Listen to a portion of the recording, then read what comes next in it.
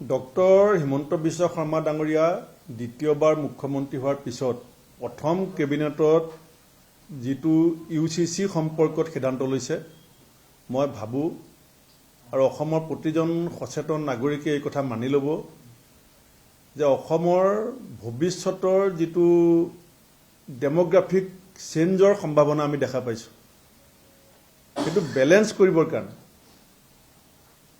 Doctor Himanta Biswa Sarma ডাঙৰীয়াৰ প্ৰথম cabinet সিদ্ধান্তটোৱে এটা ঐতিহাসিক সিদ্ধান্ত বুলি আমি ক'ব পাৰোঁ।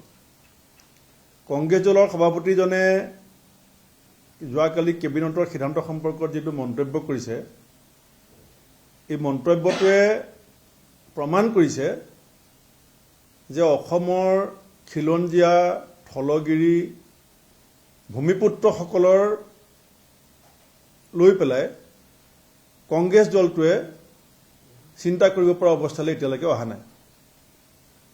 কাৰণ জনগাঁথনিৰ যিটো ব্যাপক পৰিৱৰ্তনৰ ইংগিত ইতিমধ্যে অসমত আমি দেখিবলৈ পাইছোঁ সেইটো নিয়ন্ত্ৰণ কৰাটো এখন দায়িত্বশীল চৰকাৰৰ প্ৰধান কৰ্তব্য। আৰু যিটো কাম কৰিবলৈ যাওঁতে মই ভাবোঁ যে ভৱিষ্যত প্ৰজন্মটোৰ স্বাৰ্থত আৰু আমাৰ জাতীয় চেতনাটোক সুসংহত কৰি ৰখাৰ স্বাৰ্থত আমি মুখ্যমন্ত্ৰীগৰাকীৰ এই সিদ্ধান্তটোক সকলোৱে সমৰ্থন কৰিব লাগে।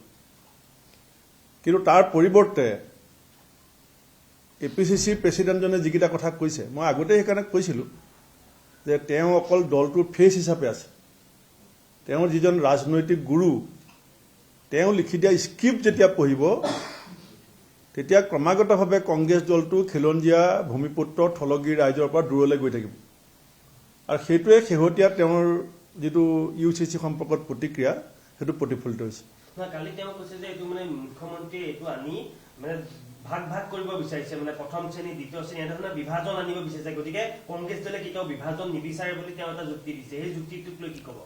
প্ৰথম কথা তেওঁ এই কথাকেইটা কোৱাৰ আগত ভাবিব লাগিছিলে যে অসমৰ খিলঞ্জীয়া থলগিৰি ভূমিপুত্ৰসকলক সম্পৰ্কত কংগ্ৰেছ দলৰ বৰ্তমান স্থিতিটো কি। যিসকল আমি ভূমিপুত্ৰ বুলি কওঁ সেইসকলৰ সম্পৰ্কত কংগ্ৰেছ দলৰ স্থিতি আৰু অন্যান্যসকলৰ সম্পৰ্কত কংগ্ৰেছ দলৰ স্থিতি সেইটো চবেই জানে।